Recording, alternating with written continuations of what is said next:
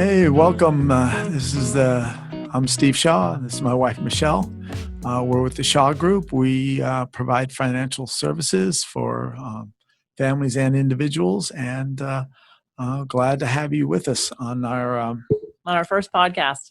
on our on our first podcast. And we part of what we do is a lot of people don't know that there are certain aren't aware of finances and the power of what they do. So and how easy it is to do, right? And how easy it is. It's just putting strategies in place and being consistent with them over time. And so what we do is we're going to be just giving you a few simple tips. And we're going to start this off with a story, actually. There are two twins, Angelina and Betty, and they were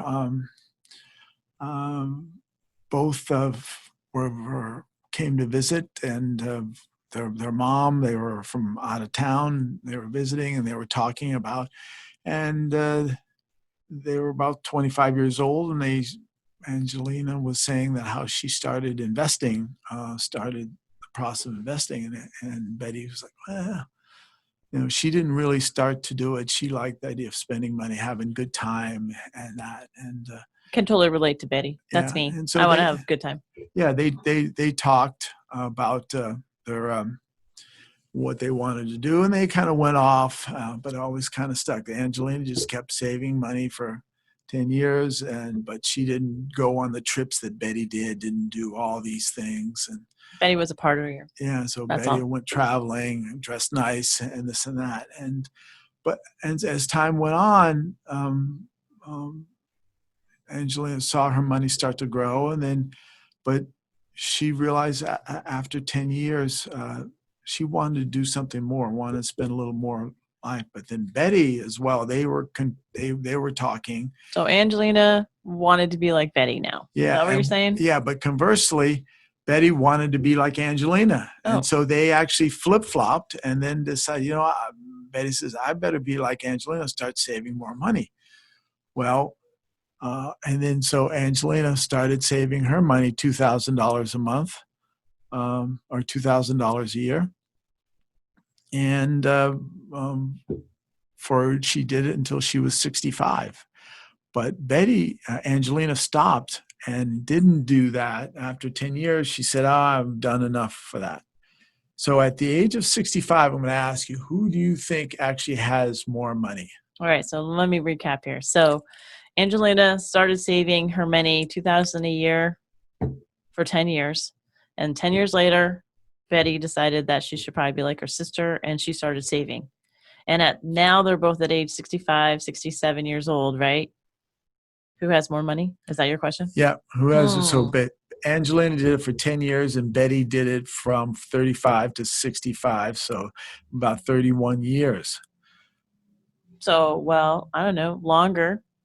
So I guess the party wins, right? No, honestly, when factored in at a 9%, and you can't guarantee anything, actually, Angelina, for her saving right away, putting that money away, actually garnered more money on a compounding interest, and that's the power of knowing money. And we don't always start saving. I know a lot of people out here probably, I haven't started, but the question is if you haven't, start now. Mm-hmm. Start putting money away. Don't be afraid of the stock market. Don't be afraid of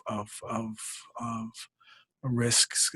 Over a period of time, the market has always gone up.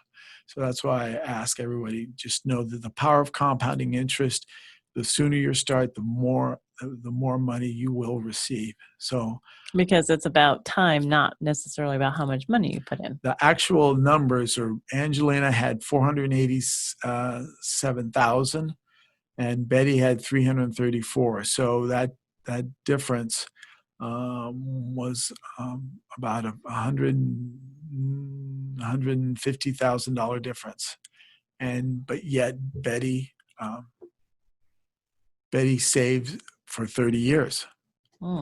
And yet she didn't have enough money. So that's the tip for today. Basically, start saving money and know that the earlier you start, the better you are. All right. And so that's it for today. Thank you very much, and Enjoy the show. enjoy the show.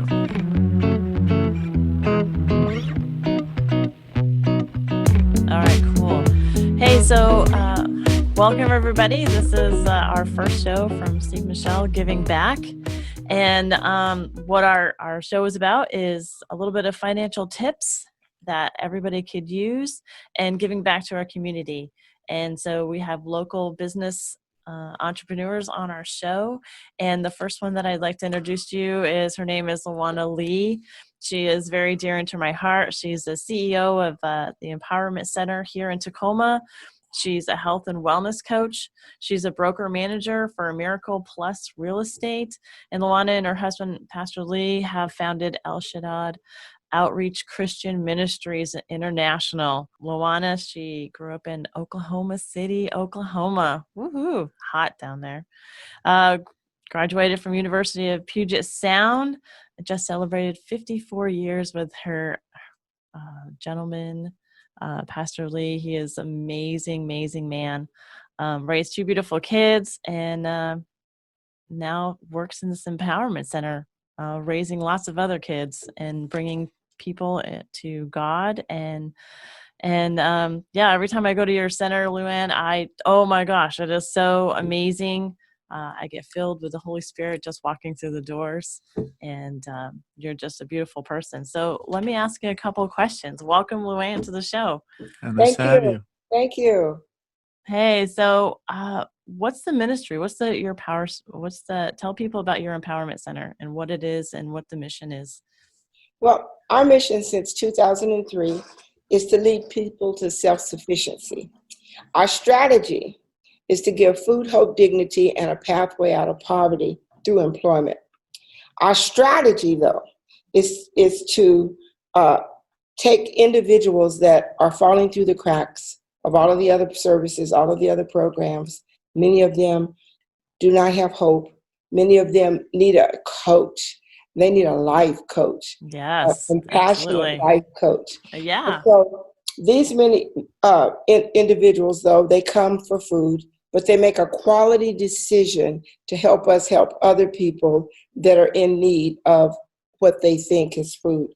What they really need is a pathway out of poverty. And so they comprise 100% of our volunteer workforce. And with their assistance, we're able to divert food from the sanitary field to the tables of hungry families, homeless, and people who would potentially become homeless without our help. Most people know that we give food. Most people know that we empower people to go to work. And that happens all the time, which is right. Our product. That is our end product. Yeah. But it does come with its challenges. However, we are a fully operating warehouse distributing tons of food each week to other social service and nonprofit organizations who take that food and distribute it in their network. I would like to show a few pictures. There's the first picture we'd like for you to see is a picture that really shows the volume and the quantity of food that we distribute each week. Can you show picture number one? You will see that we get tons of food in each week. And we have to take them off of trucks. And so we operate as a fully functioning warehouse. So we have all of the jobs, all of the duties, and everything that an individual would do in a warehouse. So we're able to give people work experience. We're able to give them training. We're able to help them with work etiquette. We're able to help them understand safety and how to function in a fully operating warehouse. And so with this, we're able to equip them with training, not only training, but also help them develop the mentality, the work etiquette that they need to keep the job. And sometimes it might mean taking them to the interview. So we do everything from the training to taking them for the interview, to taking them to help with to dressing them, to help get it on the computer and helping them crack the questions and getting them that first interview, practicing those interview techniques and answering the questions in a quality way, how to maintain eye contact. So So I have a question, Lawanna. How many people do you have there at when you're doing the warehouse? So you've got a lot of, because I've been there, and you run a pretty good system. And so how many individuals are currently there? well, a fully functioning warehouse during COVID is about 22 people on a Saturday. But on a norm, we usually need 7 to 9 volunteers. Now, the second photo shows you individuals that have been successful in securing employment, in transforming their lives. Some came with duffel bags, homeless. One is a senior citizen that was a battered, abused senior citizen that is now living on her own. She is the foundation of she keeps it going. She keeps it going. And so people have been able to go from no hope to actually going to school, getting careers like truck drivers, medical assistants, and owning their own homes. So it doesn't just stop with us getting them out the door to work. We're concerned about the life and life sufficiency and the welfare of the people. So it has been awesome to work with people. And the second picture is one that also shows how we serve the community. I would like to just share that it is such a blessing to be able to capture the people that would normally be thrown away or have given up hope. How do you come in contact with these people, Lawanna? How do they find you? Or Good question. That's an extremely good question. They need food. And so food is our carrot to get people through the door. And then once they come through the door, we actually harass them until they make a quality decision to help us serve other needy people. And as a result, there is a bonding that takes place, and they become an intricate part of the Empowerment Center's employment and development program. We also are able to maintain a few of them, and many of them will come back and volunteer when they can. But once life is rolling, and there's job, and there's reconnection to family, and there's all kinds of things that are going on in their lives, their availability is limited. Would you care to tell us about one success story? I would. Yeah. His name is Al. I love it. Yeah. Al. Al is in the picture of that we put up. The second picture of the people in that picture, I'm going to tell you where he is. He's on the left-hand side. His name is Al. Okay. He came to us recovering from, he said, a 20-year meth addiction. And after coming through the door, he never left.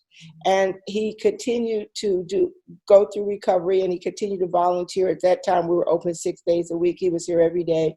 He became an integral part of the staff. He ended up going to work and then ended up going to truck driving school. And now he is a full-fledged truck driver. And in May 31st of last year, he closed on his home. So, awesome. And he is now, that's my son. He is my spiritual son. I know he doesn't look like me, but that's my baby. That's all right. And so he is an intricate part of the leadership now in the ministry. Wow, that's fantastic. So he shares a part of the ministry. So he's of faith then. Well, yes, and he's also part of the encouragement team, because he works to help recycle people and get people on the path to self-sufficiency. Okay. See, the food is our carrot. To get people in. We'll get them trained. And we don't want them just to go to work, but we want them to be self-sufficient, contributing members to society. Mm-hmm. And then along comes COVID. Right, Yeah. right. So how are you serving during COVID? Because I remember I came and volunteer not as often as I like myself, but you had it all nicely prepped and everything was washed, and it was like going into Whole Foods. It was pretty cool. They got to come in, they got to do their shopping just like they would if they went to Whole Foods or, Safeway or whatever. And now how has that all been changed with COVID? Well, with COVID, it's a whole nother ball game. And if you can put up number 8, picture number 8, Okay. we do a drive-through for free groceries, and we Wow. advertise on Facebook. Okay. And we're able to serve more than 100 families a week who are in need of groceries, and they drive through for groceries. 8, picture number 9 and 10, if you can put those up. We usually have people that are not our normal clients. These are people who are desperate for food. They didn't get their unemployment. They got laid off. They are not called back because of their age. They are relying on tips to make ends meet. And it's not our normal families, although we still serve them. But because of the COVID situation, we have to keep the distance. So whoever comes, we provide them with food. So how many additional families do you think, because of COVID, is now coming into your center? More than 80 a Wow. week. Oh, And wow. if you look at photo number 9, 10, and 11, those photos really show the lines of cars of people that are in desperate need of food. And so they don't get to come and shop, but we make boxes. I think you were involved in that. Oh, yeah. And bags. And they weigh about 50 pounds. Yep. And it's enough food, according to the family size, to feed that family for 5 days. And then if you look at number 12, picture number 12, you'll actually see one of our volunteers loading them in the cars. Now, on Saturdays, we need about 22 volunteers from 7:30 in the morning to 5. We do different shifts, although some of us work the whole shift. But we need about 22 volunteers to make that happen. Okay. And we are still picking up food on Saturday, and we're still distributing to other nonprofit organizations on Saturday. So it's buzzing around here on Saturdays. The other thing I wanted to say about Saturday is that we make sure that people know that there's no condemnation in needing food. So what we want some help from the community. We need people to check on their neighbors. We need people to check on their families. We don't do any pre-qualifications. You may not need food, but people are welcome to drive through, get food, and leave it on the porch of people who are sheltering in place who may need food. We are a community, and we've always been a community, and we've always been volunteers.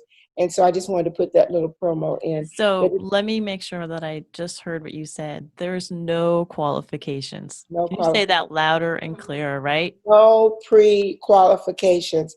We will serve 3 families in 1 car because we know that everybody may not have gas, everybody may not have a car. Our mission during COVID is to provide food, and we're using volunteers to do that. And our greatest support comes from Ignite You. Wow, yeah. A business network And that's how we met. Prominent people. They come and they serve. Now, we keep safe distances. We wear masks. We have gloves. We take temperatures because we still want to make sure that we are doing things properly and safely. But Ignite You has been a tremendous blessing. Which is a networking group in Lakewood at the Great American Casino. That's a little bit of a plug for them, too. They meet on Tuesday afternoons. Yeah. And on that same note, there are 2 things that we're desperate for. One is volunteers. We need more volunteers, but we need skilled labor. We are desperate for people who can lift 50 pounds. Yes, we are. But we need people who can handle a 50 pounds at a time and take pallets of food off trucks, and be able to position them. And so we usually, but we don't discriminate, but we usually rely on males to do that.